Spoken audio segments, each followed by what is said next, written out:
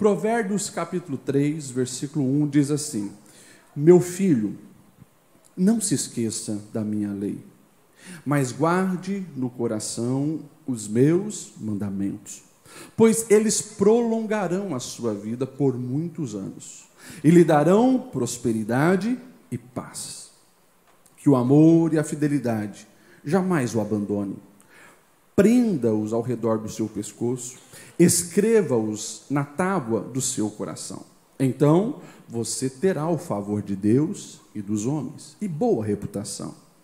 Confie no Senhor de todo o seu coração e não se apoie em seu próprio entendimento. Reconheça o Senhor em todos os seus caminhos e Ele endireitará as suas veredas. Não seja sábio aos seus próprios olhos. Tema o Senhor e evite o mal. Isso lhe dará saúde ao corpo e vigor aos ossos. Honre o Senhor com todos os seus recursos e com os primeiros frutos de todas as suas plantações. Os seus celeiros ficarão plenamente cheios e os seus barris transbordarão de vinho. Meu filho, não despreze a disciplina do Senhor e nem se magoe com a sua repreensão, pois o Senhor disciplina quem ama, assim como o pai faz ao filho de quem deseja o bem. Amém? Nós estamos falando sobre esse chamados para servir. Eu conheço muitas pessoas que têm no coração o desejo de servir, mas não conseguem. Por quê? Porque a vida deles, como eles mesmos afirmam, está complicada. Então eu gostaria de falar nessa noite, para que você venha servir melhor nesse ano, sobre essa temática. Descomplique a vida. Descomplique a vida. Você acha a vida complicada? Sim ou não? Alguns ficaram quietos. O mundo acha a vida complicada? Sim ou não? As pessoas acham a vida complicada. E tem pessoas que, de fato, repetem isso todos os dias. Tem pessoas que tornam todos os dias a vida complicada. E não por acaso, mas por coincidência, geralmente, o tipo de pessoa que acorda reclamando da vida e achando complicada é o tipo de pessoa que está na expectativa de daqui a pouco ver BBB. Geralmente é o tipo de pessoa que faz o ápice da sua vida um paredão e passa a semana inteira falando nisso, esperando para ver quem vai ser eliminado, ou faz do gol do seu time o ápice das suas emoções. Que vida banal. Não estou dizendo que você não possa torcer para um time ou assistir algum programa de televisão. Espero que não BBB. Mas, enfim, se a sua vida tem se resumido nisso, é bem provável que ao longo da semana os seus lábios tenham manifestado essas palavras. Que a vida é difícil, que a vida é chata, que a vida é complicada, que nada faz sentido. Porém, há 3.000 anos atrás, Salomão escreveu essas palavras que nos ajudam a descomplicar a nossa vida. Eu lembro você, Salomão, filho de Davi, aquele jovem rei que tem o desafio de dar continuidade ao governo do seu pai, e o Senhor aparece para ele e diz: o que você quer? Ele poderia pedir poder, riqueza, mas ele diz: eu quero sabedoria. E por ter escolhido a sabedoria, nós sabemos que ele também recebe riqueza, prosperidade, poder, expansão e assim por diante. Nós precisamos entender que talvez não venhamos receber de Deus a sabedoria de Salomão, mas todos nós podemos sim confiar e acreditar que Deus já nos fez sábios, inteligentes, para fazer a vida terrena valer a pena. Amém ou não amém? Dá uma olhada para quem está do seu lado aí, veja como ele é inteligente, veja como é sábio essa pessoa aí. Observe bem nos olhos dessa pessoa. Imagem, semelhança do Criador. Agora, nós precisamos usar a nossa inteligência de uma maneira prática todos os dias para que venhamos escolher e tomar decisões sábias, o caminho da sabedoria. E Salomão aqui no capítulo 3 de Provérbios, nós temos algumas diretrizes que eu gostaria de compartilhar com os irmãos. Não sei se vou conseguir falar todas elas, porque eu coloquei aqui 7. Mas eu gostaria que você, versículo por versículo, se quiser manter a sua Bíblia aberta, presta atenção no recado de Deus para descomplicar a sua vida. Primeiro versículo: meu filho, não se esqueça da minha lei, mas guarde no coração os meus mandamentos. Primeira parte, meu filho. Fala de relacionamento de amor entre um pai e um filho. E aqui eu abro um parênteses, talvez possa ter alguém aqui que teve dissabores com a figura paterna. Eu quero desconstruir isso, lembrando que Deus criou um pai para cuidar, proteger, amar, nutrir e dar segurança a um filho. Se o teu pai não fez isso, ele não está de acordo com os projetos de Deus. Mas quando nós olhamos de ponta a ponta, a gente vê que a própria humanidade caída, ao desenvolver a figura do pai, é um pai que deseja fazer o bem. Mas daí Deus agora, ele se coloca como o nosso pai. E nós vamos ver o tempo inteiro, por exemplo, João, na sua primeira carta, ele vai dizer de uma maneira bem explícita isso. Veja como é grande o amor que o Pai nos concedeu, porque somos chamados de filhos de Deus. E ele vai dizer assim, não só chamados, porque de fato nós somos filho. Então, aqui fala de uma orientação de amor, o pai para um filho. E a primeira lição que você precisa entender para descomplicar a sua vida é: entre tantas vozes para ouvir, ouça a voz de quem mais te ama. Entre tantas vozes que você tem para ouvir, ouça a voz de quem mais te ama. Mundo barulhento, mundo onde todos falam, onde todos apontam um caminho, onde todos apontam uma direção, onde todos batem no peito e dizem, eu tenho razão, então fala o que eu estou dizendo. Se você quer ser rico, quer ser próspero, você quer aprender a viajar para lá, se você quer ter um bom casamento, se você quer ser um bom pai, uma boa mãe, um bom patrão, um bom empregado, se você quer fazer isso, aquilo, ouça a minha voz. Ok. Mas não esqueça que, acima de todas as vozes, tem uma voz que nós precisamos ouvir. É a voz do nosso Pai Celestial, que nos deu orientações que nós precisamos levar a sério. Por isso, meu filho, não se esqueça da minha lei. Vocês me entendem? Amém? E claro, Jesus, quando esteve conosco, ele, sabendo disso, e eu vou repetir uma frase que eu já falei várias vezes nesse púlpito: o sucesso da vida depende da voz que nós ouvimos. Em João 10 ele vai dizer assim, olha, tem um rebanho, e o pastor cuida daquele rebanho porque a vida inteira ele está ali. O rebanho está acostumado com a voz daquele pastor, e o pastor conhece as suas ovelhas, as chama pelo nome. E as ovelhas, elas entendem o seu pastor, elas sabem discernir entre a voz do seu pastor e as outras vozes. Não é assim o ladrão, porque o ladrão, ele chega arrombando a cerca, ele quer levar, ele quer fazer mal. Mas o pastor, ele fala e as ovelhas entendem a sua voz. Entre tantas vozes para ouvir, ouça a voz de quem mais te ama, que é o nosso Deus. E a orientação é muito clara, meu filho. É interessante. Você precisa guardar no coração. Olha só que lindo o verso em continuação. Guarda no coração, na centralidade. Porque todas as decisões que você for tomar, que essa voz direcione. Então, leva isso a sério. E em continuação, o verso de número 2, né? Pois eles prolongarão a sua vida por muitos anos e lhe darão prosperidade e paz. Ou seja, tem um pai me dando orientação e eu preciso guardar isso no coração. É a voz que eu preciso ouvir acima de todas as vozes. Mas, no mapa onde a humanidade quer chegar, a gente percebe que as pessoas hoje, e na verdade sempre foi assim, elas têm as suas ambições, os seus destinos, os seus objetivos. Se você fosse aqui na nossa prefeitura na virada do ano, diz que deu 70 mil pessoas ali. A maioria estava de branco, porque se você passar o ano de branco, você está atraindo superstição, né? Se você está de amarelo, você vai atrair riqueza. Se você está de vermelho, vai atrair o amor. É assim, né? Diz que é assim. Mas o que tinha de gente de vermelho vai passar o ano encalhado é absurdo.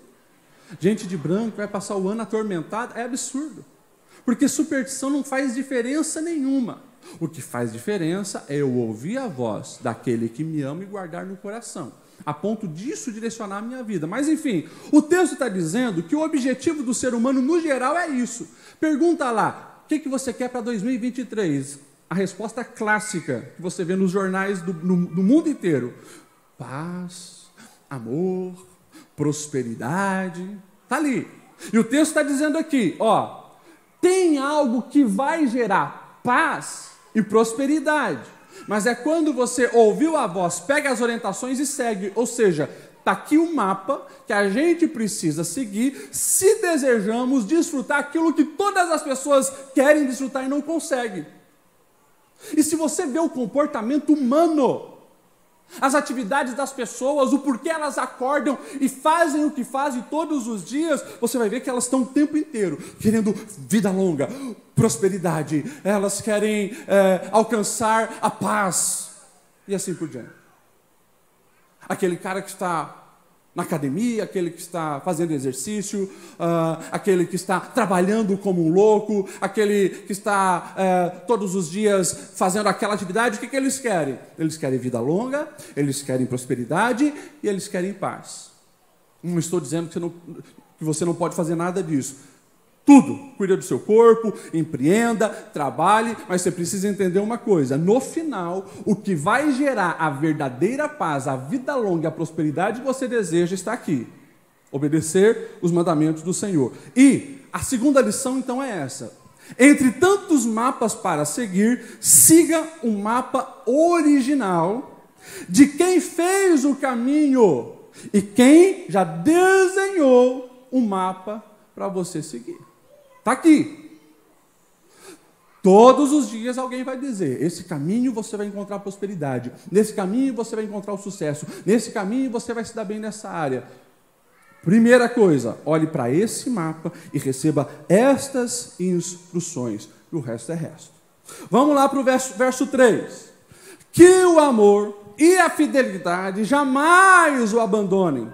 Prenda-os ao redor do seu pescoço e escreva-os nas tábuas do seu coração. Ou seja, se eu quero descomplicar a minha vida, eu preciso levar isso aqui a sério. Isso aqui está dizendo para mim, gente, esse texto está dizendo assim: entre tantos talentos e habilidades para desenvolver, potencialize o amor e a fidelidade. Ao longo da vida, nós vamos desenvolver tudo aquilo que chegar à nossa mão. E quanto mais eu investir naquilo, melhor eu me torno naquilo, melhor eu sei fazer aquilo. A pergunta é: está sendo regado pelo amor e pela fidelidade? Porque eu corro o risco de me tornar expert em muitas áreas, mas vazio. Um homem muito sábio, expert em muitas áreas, principalmente nas leis mosaicas. Ele dá uma pausa na carta que ele está escrevendo e ele diz assim: gente, presta atenção. Ainda que eu fale a língua dos homens e dos anjos, se eu não tiver o amor, eu nada serei. Ainda que eu tenha dom de profecia, ainda que eu tenha habilidade de falar a língua de todos, ainda que eu dê o meu corpo a ser queimado por uma causa, ainda, se não tiver o amor, eu serei como um latão que só faz barulho, mas está vazio. Eu não sei aqui, mas tem alguns lugares que a gente viaja por aí, a gente encontra muita gente vazio do amor. Ei, quer descomplicar a vida? Faça uma pergunta: isso que eu estou fazendo está sendo regado de amor? Eu estou exercendo fidelidade para com o propósito que Deus já estabeleceu para a minha vida? E assim por diante. Quando eu entendo isso, algumas coisas vão ficar bem claras, porque o texto vai dizer assim, no verso 4 daí: se você agir dessa maneira, então você terá o favor de Deus e boa reputação diante dos homens. Nunca inverta essa ordem, né? Primeiro eu preciso agradar a Deus, depois pessoas. Mas Deus vai colocar pessoas boas ao meu redor. E ali eu preciso exercer amor e fidelidade. Pessoas malignas também estarão ao meu redor, mas quando eu sei o meu propósito, a malignidade das outras pessoas não me afetam. Porque eu estou numa descomplicação gradual. Eu sei qual voz eu ouço, eu sei qual caminho eu devo seguir, e eu sei como eu devo me posicionar e fazer as coisas do dia a dia, com amor e fidelidade. Gente, isso muda tudo. Porque isso protege o teu coração, dá um sentido para a sua vida, e você consegue todos os dias colher boas sementes de amor que você tem lançado. Amém? Isso é tão importante que muitas vezes, né, e só nessas 3 primeiras lições, a gente já poderia aqui descomplicar muitas coisas na nossa vida. Hoje, nessa geração que nós vivemos, alguns chamam uma geração Nutella, né? E tem aquelas pessoas que fazem videozinho para mostrar a diferença entre a geração raiz e a geração Nutella. Então. Mas, enfim, seja com sátira ou com piadas, a gente sabe que existe um fundo de verdade em muitas piadinhas aí, e parece que cada vez mais a sociedade está ficando fragilizada. Por que isso? Porque justamente nesse mundo relativo, nesse mundo líquido, onde não tem mais nada sólido, inclusive as emoções, os sentimentos, as convicções e a identidade das pessoas estão comprometidas. É por isso que a gente vive nesse absurdo. A pessoa, ela não sabe nem quem ela é. E é por isso que o mundo atual, eles querem agora colocar um monte de opções, porque você pode não precisa ser homem e mulher, você pode ser não binário e tal, e tal, e tal, e vem lá um monte de coisa para você assinalar. Mas isso fala do quê? Uma coisa só: identidade. A identidade comprometida compromete todas as áreas da sua vida. E se eu não ouço a Deus, o meu Pai, o que Ele já diz ao meu respeito, porque Ele é o meu Criador, Ele é aquele que me gerou, Ele é quem conduz os meus passos, Ele determina onde eu devo chegar, se isso não está bem claro, a vida se torna muito frágil. E isso descomplica a vida quando eu tenho essa convicção. A voz do meu Pai me direciona, me mostra o caminho, embasa a minha vida e pede para mim agir com amor. Faz toda a diferença. Nesta manhã eu dava o exemplo de algumas casas que eu vou almoçar, tomar um café nas visitas que a gente faz pastorais. Às vezes está lá na geladeira o desenho da criança de 2, 3 anos, o filho, o neto. Não sei se tem algum pai aqui que tem na geladeira esse desenho. Mas se eu chamar um especialista em desenho e apresentar para ele essa pintura, ele vai dizer: cara, isso aqui é um monte de rabisco que não faz sentido nenhum. Para o tal especialista não faz sentido. Agora, se eu pergunto para o pai, para a mãe, para o vô, para a avó, ele vai dizer assim: isso aqui é uma obra de arte do meu filho. E ele coloca muito amor naquilo ali. E o filho olha aqueles rabiscos e mostra para o pai: tá bonito, pai? Esses dias eu fui na casa de tinha um avião lá desenhado que o menino queria ser piloto de avião. Maravilhoso, meu filho. Que coisa linda. Você é um artista. Você é um artista.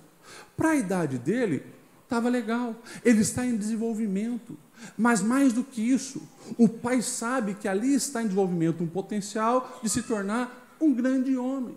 É por isso que, independente se alguém falar o contrário, no coração daquele menino está bem definido que ele é um grande artista, que ele é um homem de sucesso, uma pessoa de sucesso, porque o pai falou, a mãe falou, o vô falou, quem ama falou, e é isso que importa. O problema é que a gente cresce e a gente se esquece dessas verdades.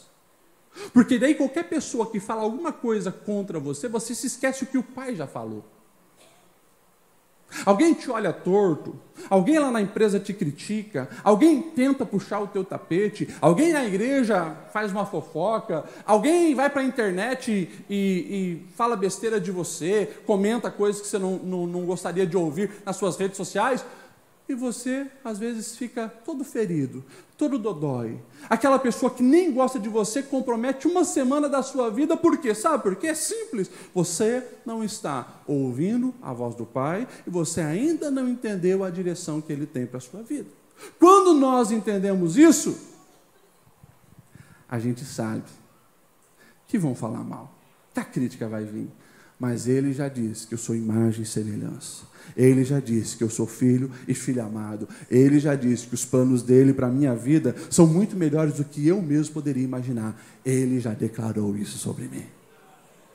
Faz ou não faz a diferença?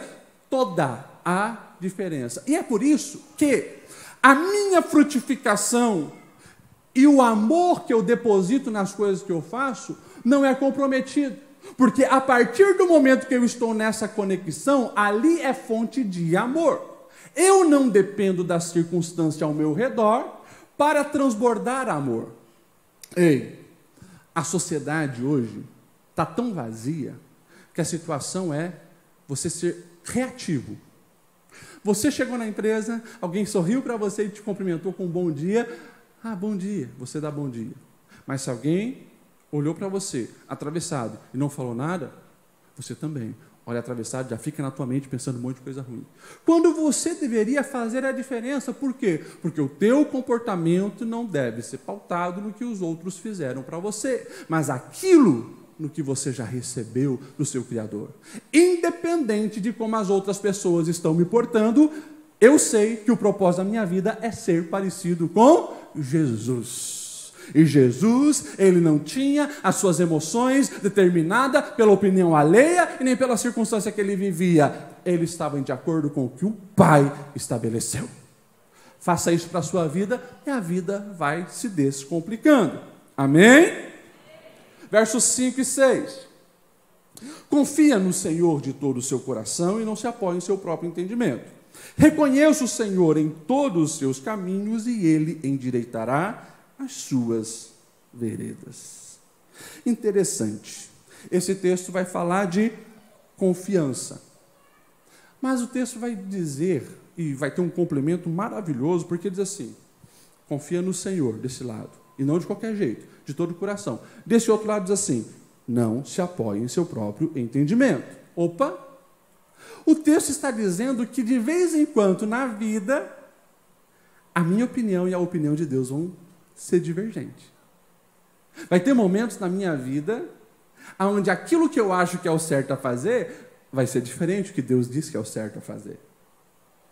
E a Bíblia está dizendo, entre a sua opinião e a opinião de Deus, confie em quem sabe mais.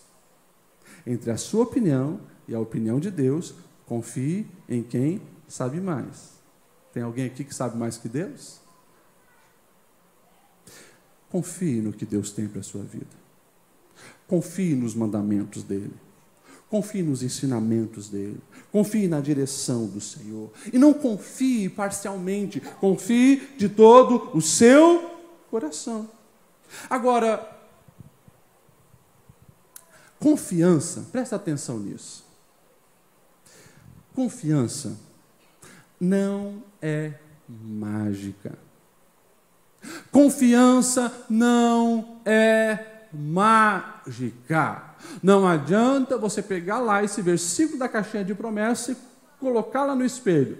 Ah, está aqui. Confia no Senhor, confia no Senhor, confia no Senhor. A gente gosta de usar, né, lá no Salmo 37, verso 5, entrega o teu caminho ao Senhor, confia nele, ele tudo fará. Gente, confiança não é mágica. Confiança, sabe o que é? Confiança é resultado de relacionamento. Ponto. Confiança é resultado de relacionamento. Quanto mais eu me aproximo de Deus, me relaciono com Deus, vivo uma vida com Deus, mais eu consigo confiar em Deus. Isso é com qualquer uma pessoa. Imagine, chega um menino de 12 anos aqui e diz: vem cá, entra no carro e vem que eu vou dirigir e vou te levar num lugar. Um menino de 12 anos dirigir um carro, jamais eu entraria nesse carro. Não tem nem idade para ter uma carteira. Mas sim, eu convivo com esse menino. Eu sei que desde os 8 anos ele dirige bem. Eu já passei um tempo com ele, já andei com ele. Eu vou muito mais tranquilo, por quê? Eu conheço. A vida com Deus é assim. Não vai ser mágica a tua confiança no Senhor. É resultado do teu relacionamento. É por isso que Nós precisamos praticar aquilo que o profeta Jeremias já nos avisava. Vocês me buscarão e me acharão quando buscar de todo o vosso coração. E quando nós vemos falar de relacionamento com Deus, a Bíblia inteira vai apontar que precisa ser a centralidade. O próprio Jesus ele vai dizer: amarás o Senhor teu Deus de todo o coração, alma, força, entendimento. Ou seja, se eu quero aprender a confiar no Senhor, não tem como eu negligenciar o relacionamento com Ele. Consequentemente, e aqui eu abro um parênteses para dizer para você aquilo que todo culto você ouve, que é o nosso arroz e feijão. Relacionamento com Deus é resultado de ler a Bíblia, estudar a Bíblia, porque Ele se revela através das Escrituras, o seu modo de agir, aquilo que Ele tem para a nossa vida, como Ele fez na história das pessoas, e oração. Isso se resume. Consequentemente, se não tem isso, quando falar em confiança a Deus, isso vai ser apenas repetição religiosa na sua vida, mas não vida essencial. E na prática é mais ou menos assim: Jesus, tu és lindo, maravilhoso, como estava bom esse culto de domingo, vai comigo, Senhor, nessa semana, vem cá, entra no meu carro, Senhor, pega a direção, eu vou sentar aqui no carona, pode levar. Primeira rua que o Senhor entra, é diferente daquilo que você esperava. Daí a tua mãozinha já vai assim: opa, Senhor, me dá o volante aqui. Está muito estranho esse caminho, sabe? Eu quero chegar lá no outro lado. Dá licença, Senhor. Por quê? Porque você, na prática, não confia. E a palavra de Deus já nos avisava que os caminhos de Deus são diferentes dos nossos caminhos. A gente é limitado, a gente enxerga só um palmo na frente do rosto, mas o Senhor, Ele consegue enxergar de ponta a ponta, de eternidade a eternidade. Ele é Deus e Ele tem todas as coisas nas suas mãos. E nós precisamos confiar e saber que Ele tem o controle, mesmo quando tudo parece estranho, mesmo quando a gente pensa que não está dando certo, mesmo quando a situação não saiu como a gente esperava. Essa é a realidade. Mas precisamos aprender a confiar no nosso Deus. E lembre, o maior adversário para tirar o seu coração e confiar plenamente no Senhor é você mesmo. O texto é bem claro em dizer: você é o maior concorrente de Deus ali, para reger o seu coração no caminho certo. Não se estribe em si próprio. Não acha que você se basta, que você é o super-homem, a sua mulher, a super-mulher, que você vai dar conta, que você... Não. Cuidado, cuidado. Porque nesse mundo é muito sutil essa questão onde eles querem que você se sinta poderoso, o centro de todas as coisas, porque então você daí tem uma autoestima no nível hard. Esquece isso. Esquece isso. A autoestima, ela só faz sentido, como eu falei, quando a construção da nossa identidade está bem alicerçada.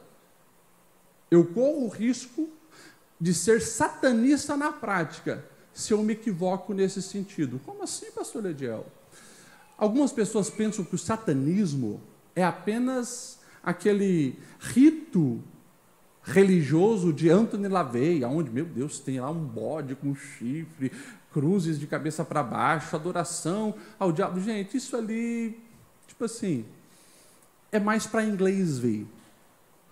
O satanismo prático que acontece no dia a dia, geralmente é o ser humano ocupando a centralidade de todas as coisas. O objetivo do diabo não é buscar adoração para si próprio, é tirar a adoração do verdadeiro Deus. Entenda isso.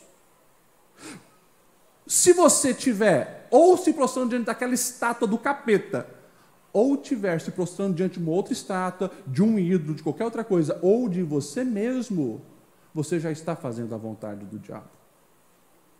É assustador isso.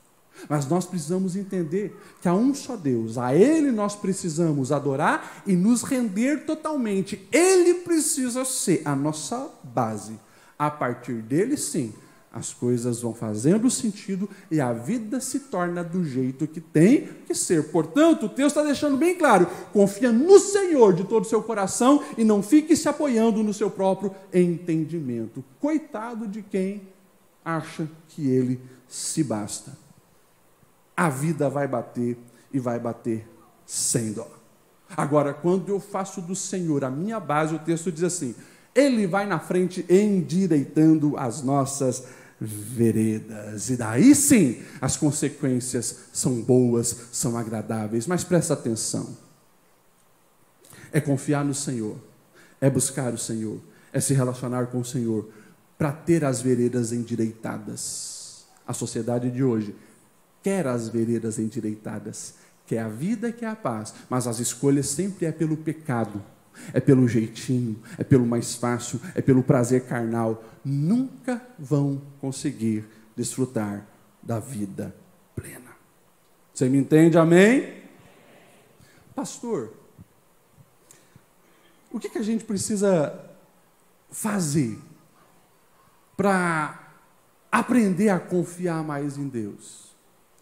Eu disse, é o relacionamento com Ele. Quando você entende que Deus ele é soberano, até mesmo as dores da vida, elas são vistas com um olhar pedagógico. Você sabe, Ele não perdeu o controle. Há algo para me lapidar. Senhor, faça a sua vontade. Não estou entendendo. A vida está doendo. A situação está complicada. Me ajuda a entender a tua vontade. Mas jamais se aparte do seu coração os ensinos do Senhor. Verso 7. Mais uma vez enfatizando: não seja sábio aos seus próprios olhos, tema o Senhor e evite o mal. E aqui mais uma lição para os nossos corações. Entre a loucura e a prudência, escolha a menos dolorida. Entre a loucura e a prudência, escolha a menos dolorida. Vou explicar isso aqui. A gente vem falando dessa centralidade do ser humano, né? E aqui ele está falando, sabe, aos seus próprios olhos. Gente, eu não sei se você já deu uma observada em estatísticas de pessoas que morrem afogadas na praia. Geralmente, pelo relato das famílias e tal, é quem sabe nadar. Geralmente, quem morre afogado é quem sabe nadar, num rio, no mar, ou seja, sem me virar, deixa comigo. Quem tem medo e não sabe nadar, vai lá, né, aguinha na canela, está no joelho, chegou água na coxa, né, não, deixa eu voltar aqui, já fica meio apavorado. Agora o valentão, ele diz, não, me garanto, deixa comigo. E às vezes a coisa sai pior do que se esperava. Enfim, a Bíblia, ela está dizendo sobre essa soberba, sobre essa altivez, está reforçando aquilo que a gente vai ver lá em Provérbios 16 e 18. A soberba precede a ruína e a altivez do espírito, a queda. Interessante, porque ele vai pegar isso e vai dizer assim, evita o mal. Olha só, não se apoie na sua própria sabedoria, tema o Senhor e evite o mal. É claro que agora traga essa aplicação para o pecado. Evite o mal. Ou seja, eu me conheço. Eu não vou brincar com o pecado. Eu vou fugir da aparência do mal, como lá na frente Paulo vai escrever aos Tessalonicenses. Fuja da aparência do mal. Na Bíblia, nós encontramos isso bem claro no exemplo de José, com a esposa de Potifar. Mulher bonita, poderosa, atraente, inteligente, organizou o cenário, não tinha ninguém vendo, ninguém ia pegar eles no fraga, estava tudo esquematizado.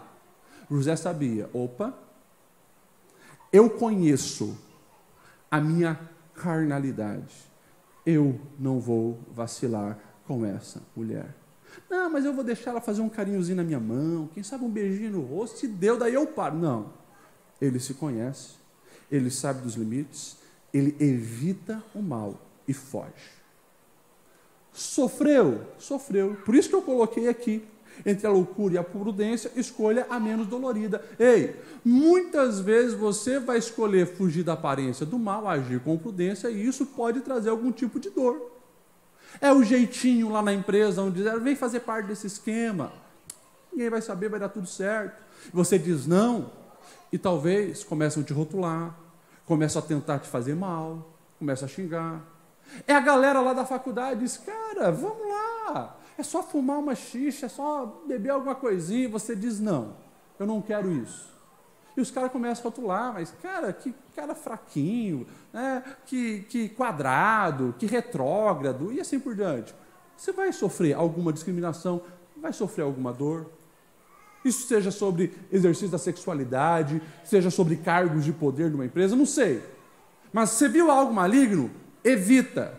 Vai sofrer alguma retaliação, mas o Deus Criador do universo está vendo. E aquilo ali é passageiro. Agora, tem uma dor que é muito pior. Que é a dor do remorso. Então, por isso que eu coloquei aqui. Entre a loucura e a prudência, escolha a menos dolorida. Aquela pessoa que está lá hoje enchendo a cara no bar, ela se acha muito maravilhosa. Vida louca! Vai nas casas de recuperação e você vai ver. Praticamente todos começaram com uma dose socialmente. Começaram com um baseadinho de maconha normal, simples. Na questão da sexualidade, é o Davi. O Davi que não foi para a guerra. Estava lá na sua varanda. Né? E daí abriu a janela do TikTok e começou a observar. E foi alimentando o desejo. Quem é? Manda vir. O adultério. Compare a dor de um José que vai para a cadeia e fica 2, 3 anos lá, e compare a dor de um Davi. Ambos servos de Deus. Um escolheu ser prudente, o outro escolheu mergulhar na loucura. E você vai encontrar um Davi, que passa o resto da sua vida, ainda que viveu o projeto de Deus, mas ele passa o resto da sua vida tendo que resolver problema na sua casa. Filho estuprador, filha estuprada, filho assassinado, filho assassino, filho rebelhado, o resto da sua vida amargo na família e na casa, por atos de loucura. Então, mesmo que você escolheu o certo e agir com prudência, evitando o mal, te rotularem, te criticarem, e por mais que você venha até chorar por causa disso, pode ter certeza, ainda assim vale muito mais a pena do que agir loucamente e com imprudência.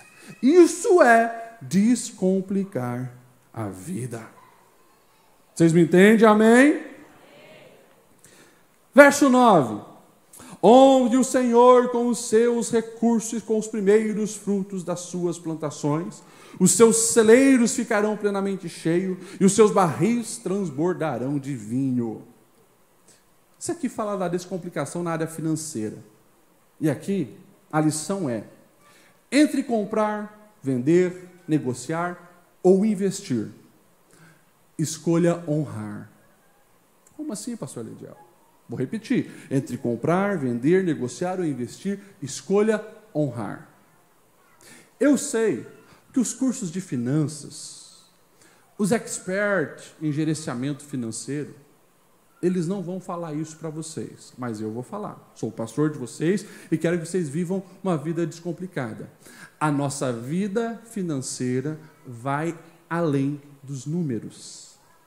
A nossa vida financeira vai além dos números. É questão de honra. E quando eu entendo que cada centavo que chega na minha mão precisa honrar e glorificar o nome do Senhor, a minha mente começa a entender que a minha gestão financeira honra ao Senhor não apenas quando eu devolvo o dízimo ou coloco uma oferta na salva, mas a compra que eu faço na Amazon também é para a glória do Senhor. A casa que eu compro, o carro que eu invisto, a roupa que eu adquiro, tudo precisa ser para a honra e glória do nome do Senhor. Por quê? Porque o nosso Deus, Ele deseja que nós venhamos nos entregar 100%. E tudo que eu faço precisa resultar na glorificação do nome do Senhor. Então a roupa que eu visto, a viagem que eu vou fazer, a maneira que eu gasto os meus recursos, um dia eu vou prestar conta ao Senhor. E tudo precisa ser para a glória e honra do nome dEle. A Bíblia vai nos dizer em Provérbios 11, 24, algo que, como eu falei, a matemática humana não explica. Porque lá atrás, o próprio Salomão ele já está dizendo assim, olha, a quem dá deliberadamente, ainda lhe se acrescenta mais e mais. Espera aí, como assim? Ele está tirando do dele e ele está dando, ele está agindo generosamente. E ainda lhe acrescenta mais? Como assim? E o texto vai dizer assim, ao que retém mais do que é justo, ser-lhe-á em pura perda. Opa! Aquele que o tempo inteiro está querendo, vai perder, é isso que a Bíblia está dizendo, é isso. E daí acrescenta no verso 25, a alma generosa prosperará. A alma generosa prosperará. Meus irmãos, o mundo está dizendo assim, acumula, acumula, acumula. O quanto mais você puder, porque você precisa chegar aos 30 com 1 milhão pelo menos, aos 40 com 2 milhões. Vamos falando dos negócios. Claro que eu estou exagerando, né? Mas você está entendendo. Mas é sempre a questão da avareza e da ganância. A avareza e a ganância andando junto. Ele é avarento com o que ele tem, porque aquilo é dele. Ele vive obcecado por aquilo, avarento. E ganancioso nunca é suficiente. Mais. As duas coisas vão andando junto. A alma vai se perdendo. E não vive a vida abençoada. Mas, o texto está dizendo, aquele que descobriu que quando ele age com generosidade, acontece algo misterioso, que a lei e a lógica humana não vai explicar, mas Deus o abençoa e acrescenta sobre a vida dele. Mistérios que a gente só vai descobrir na prática. Teoria é às vezes eu falando aqui, mas quando você começa a praticar, você vai entender a diferença. Agora, eu gostaria que você saísse daqui entendendo que cada centavo seu precisa honrar o Senhor. Eu coloquei algumas coisas aqui. Primeiro, nós honramos o Senhor quando fica claro em nossa mente que somos mordomos dele. Porque assim, é muito fácil eu chegar aqui e ficar cantando, né? Tu és o meu Senhor. Mas eu não faço ideia do que é o Senhor. Há 3.000 anos atrás, isso aí é linguagem de escravatura. Tem um senhor e tem um escravo. E o servo, ele entende que ele nada possui. E ao mesmo tempo, ele possui tudo. Ele nada possui porque ele trabalha, a vida dele é para o seu Senhor. Mas ao mesmo tempo, ele desfruta de tudo que é do Senhor. Ou seja, quando você entende que tudo que você tem não lhe pertence, é do Senhor, você exerce a mordomia. Moisés, quando ele está falando com o povo de Israel, lá em Deuteronômio 8 e 17, ele vai dizer assim, olha, escutem, não digam em seu coração que foi a minha capacidade e as forças das minhas mãos que ajuntaram para mim toda essa riqueza. Não, mas lembre-se do Senhor, o seu Deus, pois é Ele quem lhes dá a capacidade de produzir riquezas. Quando eu entendo isso, a vida fica descomplicada. Porque eu entendo, Senhor, é teu, a ti pertence. Senhor, eu não entendi o porquê, mas foi. Amém. Eu era o mordomo daquilo que o Senhor me deu. Não está mais comigo. Glória e honra ao seu nome. A vida se torna descomplicada. O oposto disso é estresse. O oposto disso, como eu falei, é avareza, é ganância, é preocupação, porque daí as oscilações da bolsa no mundo tiram a minha paz. Porque daí o governo que agora vai tomar essas decisões tira a minha paz. Porque daí aquilo que aconteceu na minha empresa, vai ser cortado isso, aquilo, tira a minha paz. Ei, se eu estou no Senhor, tudo que eu sou, o que eu tenho é dele, pertence a ele, a minha vida é dele, as minhas finanças é ele, eu posso descansar. Eu ajo da maneira certa, eu uso a inteligência que o Senhor me deu, mas está muito claro, é dele e ele sabe o que faz. Vocês me entendem? Amém? quando eu entendo essa questão do honrar ao Senhor, mordomia, uma mordomia que está de acordo com os projetos de Deus e com as leis de Deus, consequentemente, eu sei que em ficar acumulando e acumulando e acumulando e aprender a viver experiências, Deus quer que eu viva experiência. E aqui eu vou falar mais abertamente, porque eu estou na minha igreja, vocês são as minhas ovelhas. Posso falar?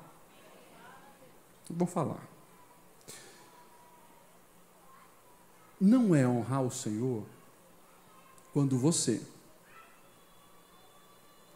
vê os números na sua conta só subindo, subindo, subindo, subindo, subindo. 6 dígitos, 7 dígitos. Você se sente poderoso, mas dentro da sua casa tem pessoas mendigando umas férias, porque você só pensa em trabalhar e fazem mais de anos que a sua família não tem um dia de lazer, um momento de lazer. Você não está honrando ao Senhor, porque Ele estabeleceu que você precisa cuidar da sua casa. Você não está honrando ao Senhor quando você só pensa em adquirir e adquirir e adquirir, mas esquece de viver experiências que transformam a tua mente, o seu coração, converte a tua alma.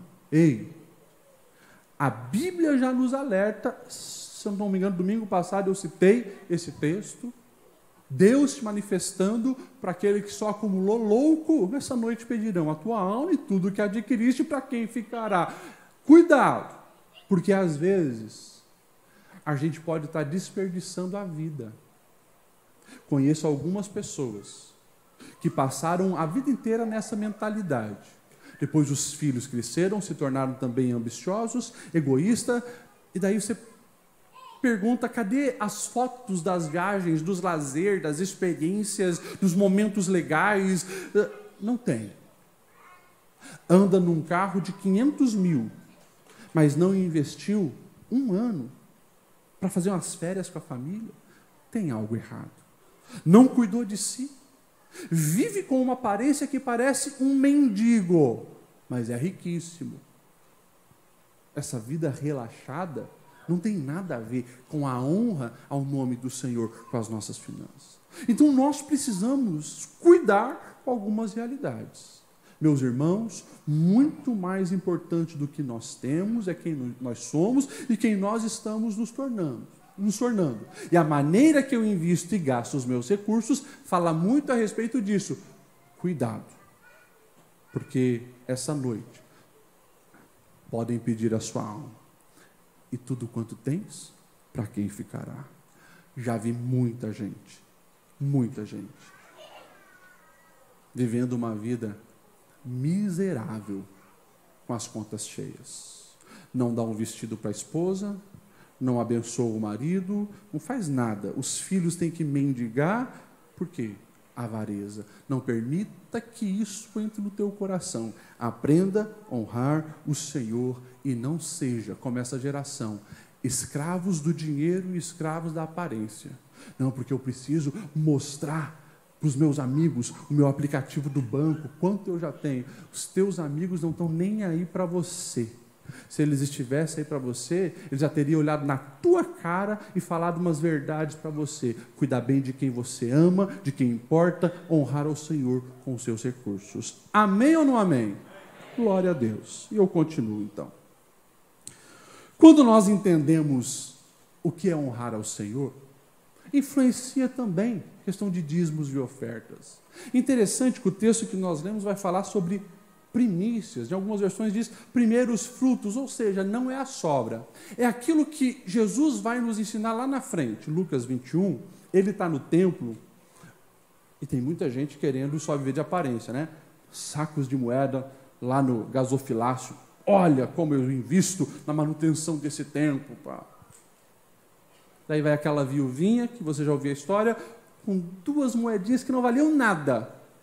Quando ela coloca, Jesus faz questão de parar a cena. Ei, vem cá, vem cá. Vocês viram isso? Ela deu a maior oferta. Eu imagino que os discípulos, na sua racionalidade, não, Jesus, acho que você não percebeu, né? O que ela deu?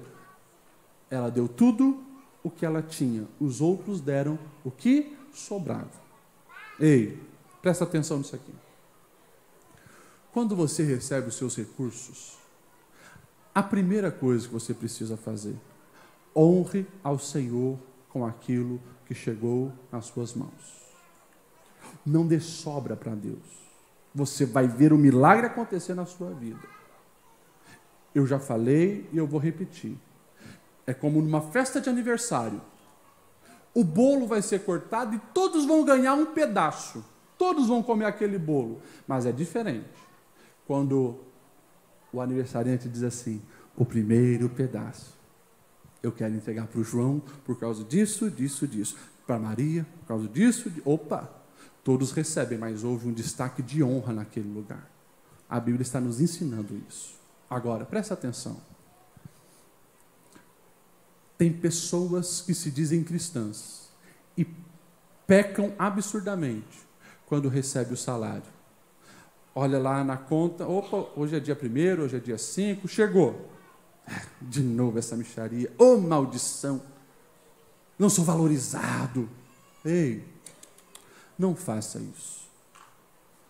Pode ser que de fato o teu patrão não te valoriza e é pouco.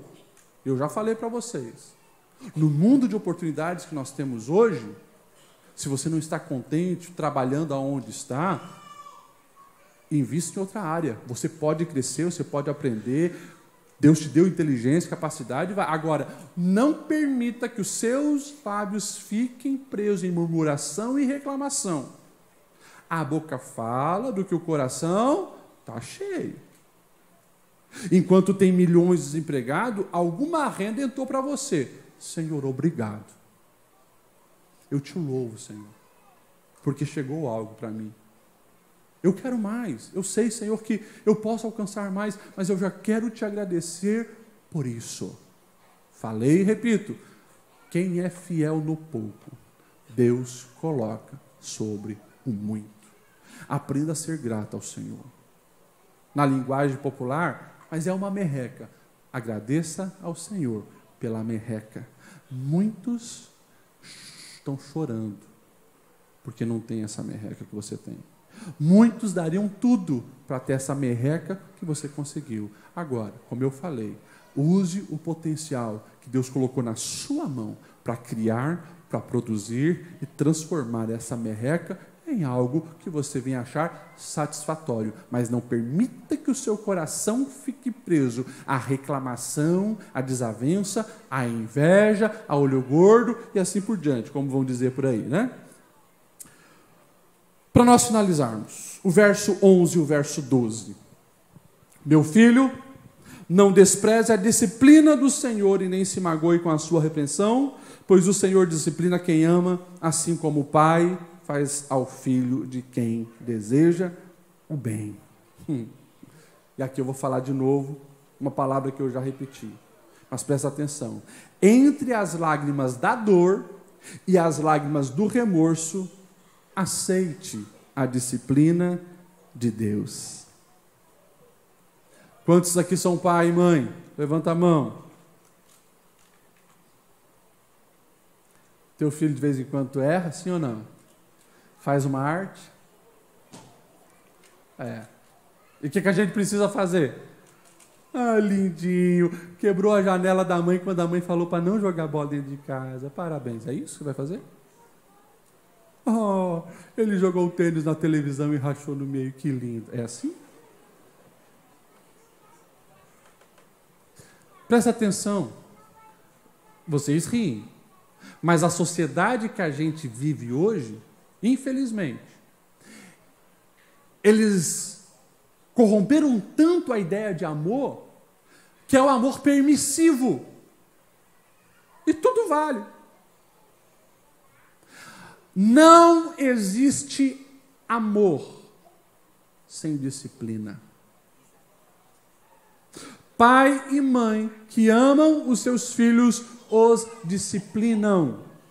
Mas o problema é que a lógica inverteu tanto que os filhos estão ocupando o lugar dos pais e o pai dos filhos. O menino se tornou com 5 anos o rei da casa. E ele fala e todo mundo tem que obedecer. Mas ele não tem maturidade para isso. Eu falava hoje aqui para os irmãos, eu com 7, 8 anos, 30 anos atrás, eu não entendia quando eu apanhava e levei algumas chineladas, graças a Deus. Mas eu não entendia, né, as 2 frases que eu ouvia comumente. Dói mais na mãe do que em você. Como assim? A marca do chinelo está em mim. Doía no coração, mas era uma punição necessária. E a outra frase, um dia você vai entender. Com 5, 6, 7 anos, mas nunca que eu entendia. Agora o tempo passou. Eu me tornei pai. E daí eu falei para os meus filhos as mesmas frases. Você também, né? Opa, mas a mentalidade é outra. De fato, a chinelada que foi dado lá, porque fez algo que não deveria fazer, foi avisado e não obedeceu, está prevenindo que quando se torne adulto, não se torne um marginal, um bandido. Ele foi crescendo com disciplina e sabendo, tem coisas que eu não posso fazer. Se eu fizer, vou ter punição e vai doer. Então, assim, é claro, à medida que a criança vai ganhando maturidade, as coisas se espera que se resolvam no diálogo ou num castigo. Meus filhos hoje estão com 12 e 13 anos. Não vou sair dando chinelada no moleque daquele tamanho. Às vezes dá vontade, né? Se preciso for. Mas não vou fazer isso. Agora, vou orientando, vou tirando os privilégios, ele vai entendendo. Mas é preciso entender que o amor também corrige, pune e disciplina. E daí, a palavra está dizendo que desse jeito Deus vai fazer conosco. E para que você descomplique a sua vida, quando isso acontecer, o texto está dizendo, não fique magoado, não fique chateado, não fique ressentido quando vir a disciplina do Senhor, porque Ele está fazendo isso porque te ama. Hebreus 12, 6 vai dizer assim, pois o Senhor disciplina quem ama e castiga todo aquele a quem aceita como filho. Lá em Apocalipse, quando João está tendo a visão e o Senhor se manifesta, o texto diz assim, repreendo e disciplino aqueles que eu amo, por isso seja diligente e arrependa-se. E é claro, agora como adulto, eu acho que você não está aí quebrando coisa dentro de casa, fazendo birra com o irmão e assim por diante. Mas a gente continua tomando algumas decisões equivocadas. A consequência vem. A disciplina chega. E presta atenção. Deus não vai fazer com que não viu que isso aconteceu e mudar as leis e os princípios do universo para te favorecer. Ele é Deus. E Ele vai deixar as consequências chegar para que você aprenda a lição e você seja disciplinado. Vocês me entendem? Vou falar de uma maneira prática. As lojas de mulher, lojas Marisa. Ai, mas que roupa linda. Havan. Ai, essa também está maravilhosa, vou levar. Essa, passa tudo no cartão. Você sabe quanto você ganha. Você só naquele dia no shopping gastou 5 vezes a mais do que o teu salário. E daí chega aqui na igreja, com tanta fé, Deus. Tu és o Deus do milagre. Tu és o Deus que faz o impossível. E Ele está dizendo, mas eu não sou o Deus da irresponsabilidade. Você vai ser disciplinado. Vai se virar para pagar essa conta. Posso falar mais? Toda adolescência, juventude, até os 30 anos, só na frente do videogame.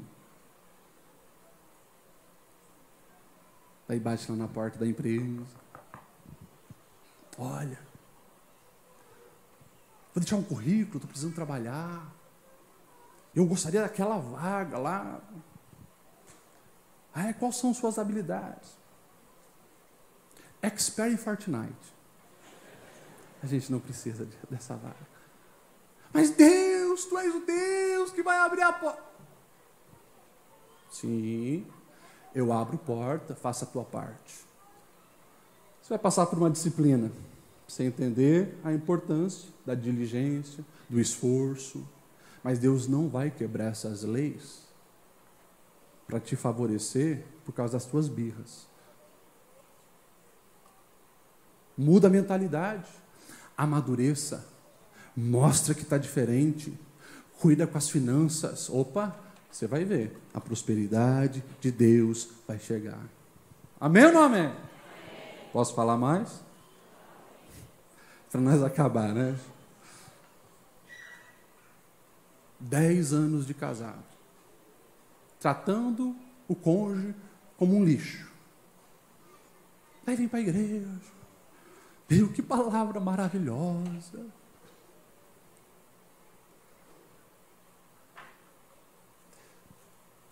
Amém? Está começando a mudança. Agora, tem muita mágoa aí para ser tratada. Palavras para ser reconhecida e pedir perdão.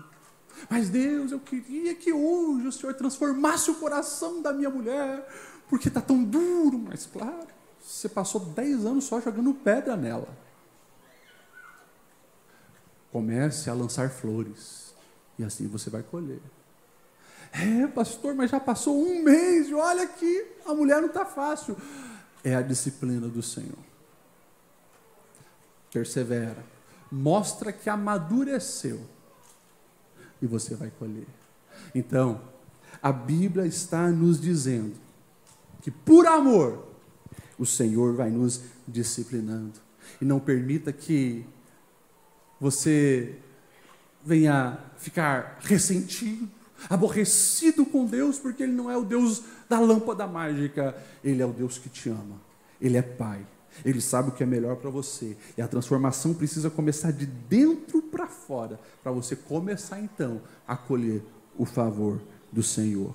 Eu finalizo com Hebreus 12, verso 10, que diz assim: os nossos pais nos disciplinavam por um curto período, segundo lhes parecia melhor, mas Deus nos disciplina para o nosso bem, para que participemos da sua santidade. E olha que o verso 11 vai dizer: e nenhuma disciplina parece motivo de alegria no momento, de tristeza. Mais tarde, porém, produz frutos de justiça e paz para aqueles que por ela foram exercitados. Então, entre as lágrimas da dor atual, você está passando por uma disciplina do Senhor, e as lágrimas do remorso, de passar a vida sem corrigir o coração, que você possa aceitar a disciplina de Deus. Amém?